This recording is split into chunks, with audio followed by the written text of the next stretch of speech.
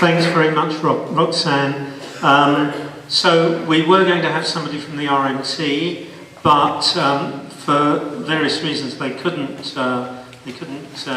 get here tonight. So we have got, at short notice, Simon Youel from Labour for a Green New Deal. So I'm going to ask him to speak. 2 minutes. Great, thank you very much. My colleague Adrian was meant to speak, but she couldn't make it tonight because she's not feeling well.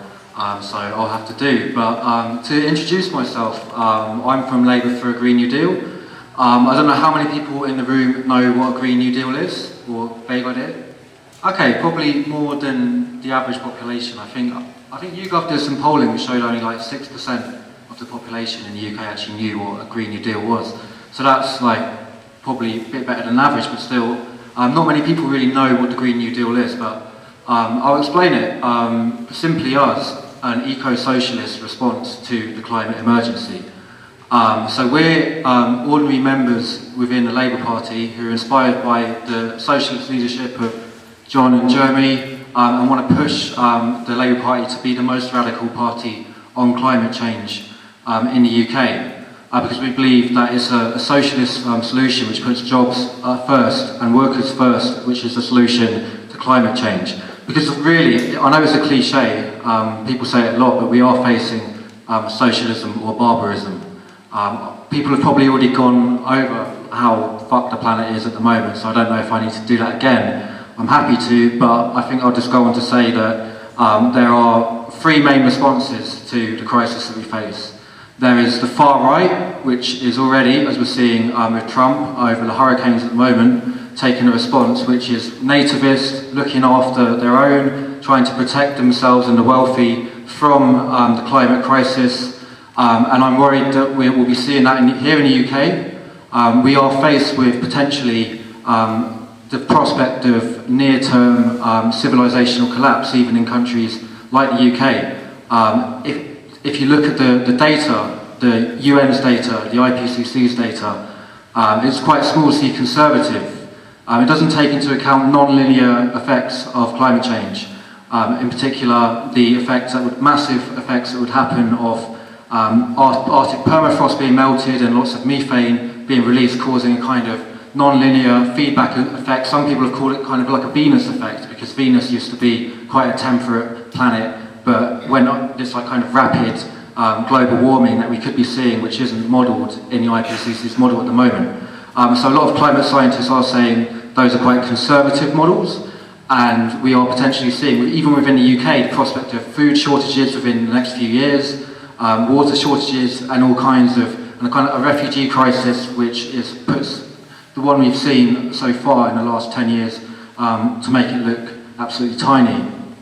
So the far right's got a response ready for that, and that is to protect the wealth, protect Western nations, kind of a fortress Europe approach, which will also see, I can imagine, sweeping authoritarianism in countries like the UK, people relying on a right-wing state in order to provision themselves in a future where there is shortages of food, water and other basic needs.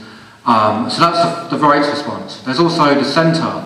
The centre, as we've seen under presidents like Macron in France, their approach has essentially been a form of climate austerity, getting individual people to pay the price of climate change, even though it's being caused by the top 1%. And as we've seen, that doesn't go down very well with most people. Most people rightly don't want to who've already suffered a decade of falling living standards, do not want to have to put up with paying the price of other people's greed, essentially.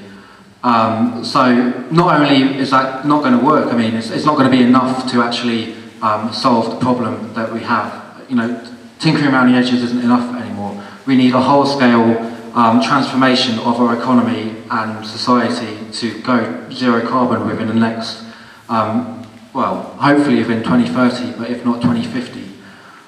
So our approach for that is a Green New Deal, which is kind of, it was actually popularised originally 10 years ago in the UK by a group of economists who thought it would be a good way of responding to the last recession, a kind of green stimulus thing. But it never really took off because I guess at the time the mainstream narrative was we need austerity, you can't spend more in a recession and invest. So it kind of got ignored. It was based on the idea of the New Deal in the US though, which FDR, the president in the 1930s, used as a response to the Great Depression in the 1930s. But in recent years, we've seen in the US, Alexandria Ocasio-Cortez has been popularising the Green New Deal, and we want to kind of mimic what they've done over there, bring it over here. Which they had kind of a grassroots movement, the Sunrise Movement, which was pressuring politicians and people like AOC and Bernie Sanders to adopt a more radical climate target. So our Green New Deal has essentially, I can summarise it as having 5 key elements. The first one is zero carbon by 2030. So at the moment, most of the parties, I think, have a 2050 target, but we're clear that's not really good enough because, and that's kind of based on the science of the IPCC, which I said has severe limitations, and even the Committee on Climate Change has emphasised that even if we did reach carbon zero by 2050, there's only a 50% chance that we'd actually stay within 1.5 degrees global temperature rises within a century, which is kind of like flipping a coin and hoping for the best, because 1.5 is the absolute upper limit we can maintain without absolutely catastrophic consequences for the world, including the UK. So, yeah, we want to achieve this, but through a just transition. So we want to get to zero carbon by 2030 through the Green New Deal, which offers people green jobs available for all, meaningful, well-paid, socially useful, unionised jobs, but also kind of a new deal which includes better kind of quality of life. We believe people can, afford to be working less, and we want to kind of emphasise the luxury of green space, of clean air, and things like that. So it's not like we don't want a kind of climate austerity. We want a kind of this idea that people's living standards will actually be better off under our socialist response to climate change. And so we also want to include universal basic services.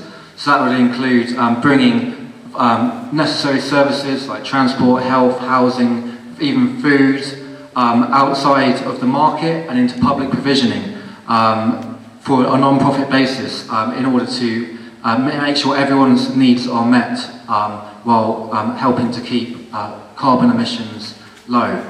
And we also believe democratic ownership is super important for all of it as well. So the reason we're in this crisis is because hundreds of the world's biggest corporations are essentially producing 71% of global emissions. And the problem there that suggests is that we do not have control over our economy, we do not have control over things that are made, produced, consumed, etc. And that's because they're in the hands of the market and in private profit. So things are only being produced not because of they're environmentally sustainable or are good for people's lives, but because they're able to make profit. So we believe if we can bring large sections of the economy outside of private ownership, put them to work democratically to meet societal and human needs. And the fifth element is, I've only got 2 minutes, so I'll go to internationalism, which is a key element. So we believe the Green New Deal needs to be genuinely internationalist, so that means offering not only solidarity and support for migrants who are on the front line of climate change, but also offering finance, technology, other resources to the global south, which has done the least to cause the climate crisis, but is suffering the most. So what have we done as Labour Green New Deal? I mean, we only started in March, but we're a grassroots group with hardly any money. We've so far got 84 motions passed to Labour conference, which I believe is the largest number of any policy issue. So hopefully it's going to be debated at conference.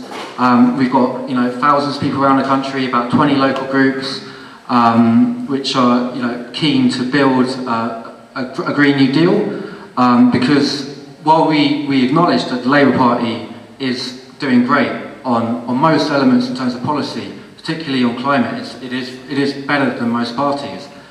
Still, it can go a lot further. So, for example, the green jobs promised under Labour at the moment, the Green Industrial Revolution, I think that's 400,000 new green jobs, which is great, but it's the same amount I think that Gordon Brown was promising in 2009, We need to be bold enough and promise things like 1 million green jobs. Like in America, they're talking about 20 million green jobs. And also, to be a bit more technical, the Labour Green Industrial Revolution, as it stands, says it's only going to replace around 60% of energy provision with low or zero carbon sources in the first 12 years of a Labour government. That would put us, even if we won an election this year, up to 2031. And electorally this is important because the Green Party, as I understand, in the last elections has essentially stopped Labour from winning power or kept the Tories in power. So we need to be winning those Green votes, and I think a socialist Green New Deal is the way of doing that. Thank you.